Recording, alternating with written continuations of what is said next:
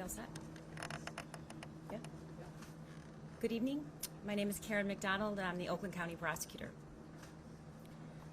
I want to briefly thank Mark Keast, who was our lead trial attorney. Really, he was. So many individuals in my office, the entire office, for 2.5 years. We had assistant prosecutors and victim advocates and investigators standing in line to help us bring justice to these families. And I am forever grateful for all of these people who work in this office and serve our county and our state, because we would not be here without them. So thank you. I want to thank Lieutenant Tim Willis of the Oakland County Sheriff's Office and Special Agent Brett Brandon of the ATF.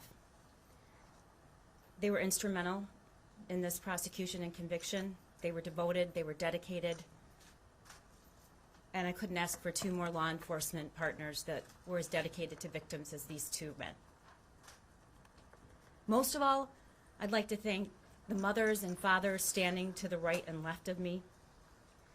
It has taken unwavering courage. I will forever remain in awe of their strength and perseverance that they have shown in the last 2.5 years. This verdict does not bring back their children, but it does mark a moment of accountability and will hopefully be another step to address and end and prevent gun violence. These were egregious facts in this case. These parents could have prevented this tragedy that was foreseeable with just the smallest of efforts. They could have prevented this shooting and saved these kids' lives and protected the hundreds of kids in the school that day and all of the members of the Oxford community that it devastated. With just basic, reasonable, ordinary care. This prosecution is important. The 3 prosecutions and convictions are critical. But we will not solve gun violence with these 3 prosecutions. Gun violence is the #1 cause of death for children in this country, and it is a public health crisis.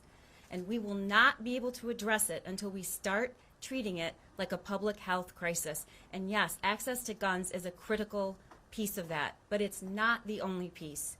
We have to focus on prevention, and that's going to require us to understand and accept that it's not just one thing. It's the #1 cause of death for children in this country.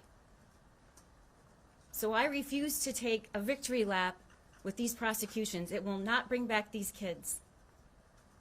We have a lot more work to do. I've started the commission to address gun violence, and we are working towards a comprehensive approach, and we have hundreds of dedicated people in all different fields to do this. And I hope that this attention that you're focused on this case, one, I hope it is always about victims. I hope the constant naming of these people and photos of them will shift to focus on the people standing here, the victims, the kids in that school, the hundreds of kids with not one mark on them that will forever be changed. Let's focus on those people. Let's focus on what we can do to prevent this from happening again. That's where we should be focusing. That's where we should be working. That's my focus. That's my office's focus. And it will be far after I leave this office, which I'm not planning on doing anytime soon. So, and finally, I want to introduce the parents who are standing beside me. This is one small step of accountability, but they want more accountability. And I am proud to stand with them in that endeavor. I'm not going to say their names. I'm going to tell them who you are, tell you who they are. Madisyn Baldwin's mother, Tate Myre's father, Hana's father, and Justin's father. They're standing here with me today, and I invite them to make remarks if they want to. But first, if Lieutenant Tim Willis would like to make some remarks. Would you like to make some remarks? No, thank you. Okay. He does not want to make remarks. No, thank you. Who would like to speak? Steve? Nicole?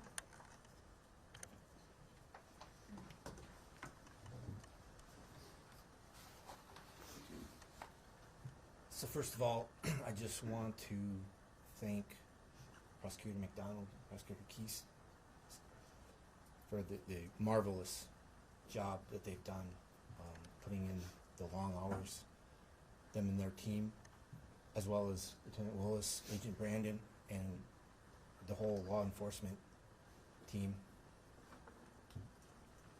that got us to this point. But we're not done. As Ms. McDonald said, these are just the beginning steps. There is so much more that absolutely must be done. It's crazy the way that our society is currently reacting to this. Our children are dying on a daily basis in mass murders. And we do very little about it. We complain about Second Amendment rights. Or we say, oh, there's not enough money to put against for mental health issues. You name it, there'll be an argument against it. It's the #1 killer of our kids, folks. We can put people on the moon. We can build skyscrapers, huge monuments like the Hoover Dam, and we can't keep our kids safe in schools. I think people just need to wake up and take action. Stop accepting the excuses. Stop buying the rhetoric. It is not a Democratic or a Republican issue. It's nonpartisan. Do not accept any excuse from any of the politicians. This needs to be solved, and it needs to be solved now. We do not want any other parents to go through what we've gone through. It's as simple as that. That's all I have to say today. Thank you.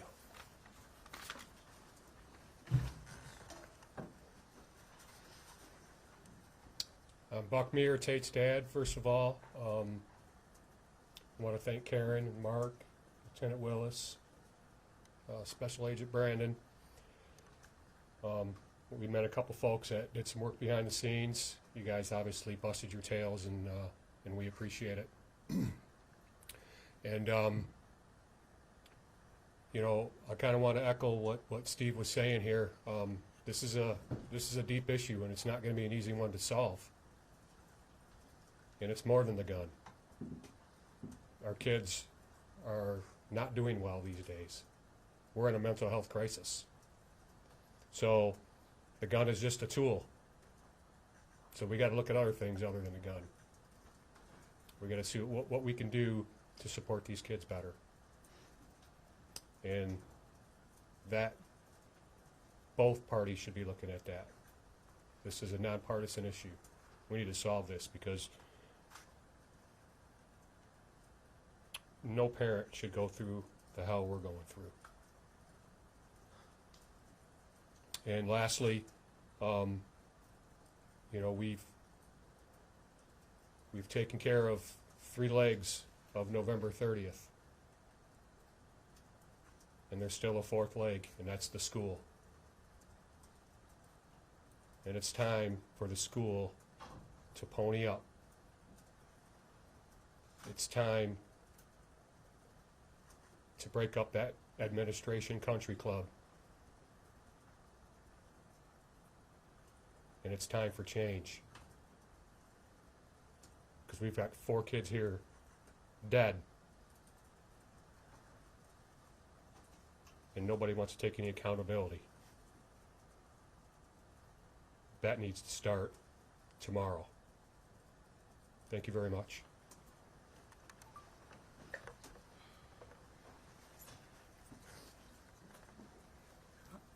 My name's Nicole Bosle. I'm Madisyn's mom, and I will echo what Steve and Buck has mentioned. I do want to thank the prosecution team, Karen, David, Mark, the advocates, everybody that worked on the case.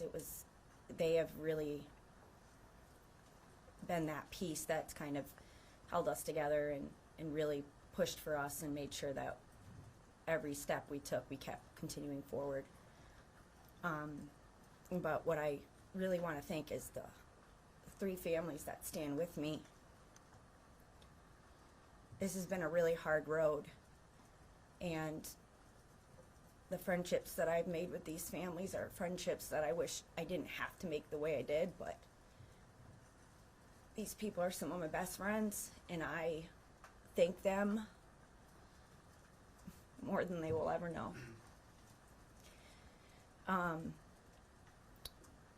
What I want to say mostly is, yeah, we have a verdict now. We have a guilty verdict for both parents. We have crossed those 3 lines of getting accountability on that end. But right now we have a verdict. We have to execute that verdict. We have to plan for change. We have to reinforce it. This is not just a verdict for attention or media. This is a verdict that actually needs to be put to the platform that it is. How are we gonna use this verdict to actually make that change that needs? We need to start focusing on the school and its failures, the things that they don't want to admit to. That's going to be our next plan for change. They are going to see these families rise up against it, and we will be here fighting every second for our children, because they are not allowed to forget any of them. Thank you.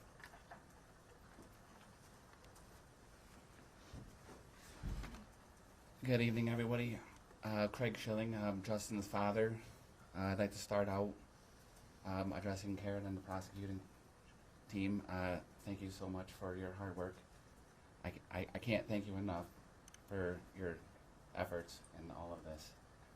I'm humbled to be in your presence. Thank you. My heart's beating out of my chest. I'm shaking and so nervous to be here, and I appreciate all of you for your time here. And I really can't say enough about the importance of what we just went through. It's a monumental decision, and the verdict was the same. And I believe that moving forward, it's very important as a society to set the right example for our children and future generations, and come together and use our power of thought and our power of emotion and everything. We can change. We can push forward. We can get through the difficulties of life together if we try. We can't turn our heads to these kind of problems that we face today. It's so important to emphasize the necessity of going after and holding those accountable for their insufficiencies, so to speak. That's where we're at. We have to move forward. We've put much behind us, but there's still so much there in front of us. And I stand with everybody, with these families here, and with Karen and the prosecution, and hopefully with many others, to work on that change that we need, and to go that extra mile and put forth that extra effort to address these problems. I could never imagine being here, and I don't ever want anybody else to have to be here like this. This is a very difficult thing to go through. But I'm happy to have these people here helping me, and all the advocates, all the community members, everybody that has given so much and helped out so much. I thank you all, and I look forward to the future. Hopefully it's a brighter one. Thank you. We have time for some brief questions. Karen, Yes. what's your message to parents because of these verdicts? I think it's the message that every single one of us would have before these prosecutions started. You're obligated to use ordinary and reasonable care, and you owe a duty to other kids in that school, in the community, and you're required to exercise ordinary care. It's an egregious set of facts, And, I stood here 2.5 years ago, and I said, this started with one question: where did he get that gun? Where did he get it? And how did he get it? And that is a question that every single one of us as mothers and fathers asked. And that's what has led to the last 2.5 years. Adrian Brus from NBC News. Thank you for your time.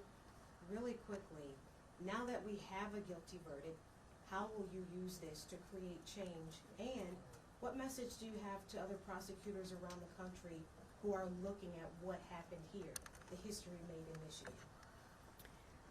I started, and my team started the commission to address gun violence because I just simply couldn't stomach leaving this endeavor with 3 prosecutions and then calling it a day, knowing that we have done so little as a country to address the #1 cause of death for children in this country. So I implore everybody listening to this, this is preventable. And access to guns is absolutely a critical part of that. But it's not the only part. It's not the only part. Up until recently, the #1 cause of death for children was automobile accidents. And we have lowered that. How? We've educated the public. We require people to provide car seats. We've made cars safer. We've made roads safer. We know kids, you can't get in a car without your kids saying, put your seatbelt on, don't text and drive. What have we taught kids about guns? What have we taught kids about how to navigate emotional adversity? Programs like that Buck has started, like 42 Strong, where you're making connections with kids and mentoring them and reaching out way before somebody gets into the moment of crisis. And there are good models which we're going to roll out in our recommendations for threat assessment and crisis intervention. I absolutely applaud these parents for saying what's true. One of these terrible events happens and all we're talking about is the shooter or the people we're prosecuting. But there's so much more. There's so much more. So that's what I'm doing. And I guess the only message I'd have for other prosecutors is be brave. Ask tough questions. And if they don't answer, then keep trying. Because I asked the question, where did he get the gun? And that led to a lot more questions. And that led to disturbing, upsetting, and egregious facts. And I could not stand by and tell these parents that what happened and what we know happened and say, there's nothing I can do about it. Did the jury give any indication about what drove it home for them? Did they tell you anything, that we can share? No, and we didn't ask. They've worked hard. It's been a long week. They're tired. So, no, they didn't. Do you believe that the gun storage law that we now have, that we didn't have before, do you believe that could facilitate bringing this type of case when necessary, given that there's this new legal duty created? It wasn't in place when I charged the case, but I think any action by our legislature or communities or schools or employers or organizations that recognizes that we have to use common sense when you're handling a deadly weapon. I grew up with guns in my home. Everyone has a right to own a gun, But with that right, of course, you have to secure it. Nobody with looking at this rationally would say that this set of facts is okay. They just wouldn't. The smallest, littlest of things could have prevented these deaths. And as gun owners and those are the peers, they take that responsibility seriously. But all we really require is basic, ordinary care, and it wasn't done here. Prosecutor, along those lines, you ended up using that cable lock during the rebuttal. How much of a lasting impression do you think that made on the jury? It made a lasting impression on me when I installed that lock for the first time, and my team. We were all sitting around, and it was just very upsetting when I demonstrated that, and it was 10 to 12 seconds. 10 to 12 seconds, and I'm not a police officer, and I'm not an expert in firearms. It's 10 to 12 seconds. And I'm not sure what impact it had on the jury, but it has an impact on me, and I think any parent, and I think for sure these parents standing next to me. Any idea how many hours your team spent working on the Crumbley cases? It's been 2.5 years. It was many legal proceedings. I am forever just grateful and impressed with the people. By the way, there's still so many of them. I'm looking at their faces standing here. Investigators, advocates, assistant prosecutors. We're public servants. We don't make any more money because we stay late, but we spend a lot of time here, and I probably don't focus on that enough, because my first thought is, this isn't hardship. This is hardship. This is hardship for these families. So I'm standing in front of a long line of dedicated assistant prosecutors and people in this office who do not complain. We are. It's a privilege to do this, and we know that it can't take the pain away, but it's one small step towards accountability. Any chance we'll see One charges more against question. school officials? I have one more question. Any chances we'll see charges against any school officials? You know, we want to hold everyone accountable, but at this time, we just worked for two and a half years, and you were all had sideline view. It wasn't easy, so we're going to work with. I've made a commitment to these parents, and I'm going to keep it. And it really doesn't matter what letters after your name, and nobody cares about that. Most of all, me. I'm going to look at the facts and work with them to get the accountability they deserve. But most importantly, they're not here because they're angry. They're here because they want to prevent someone else being in that position. Thank you so much. Thank you. Talk a little bit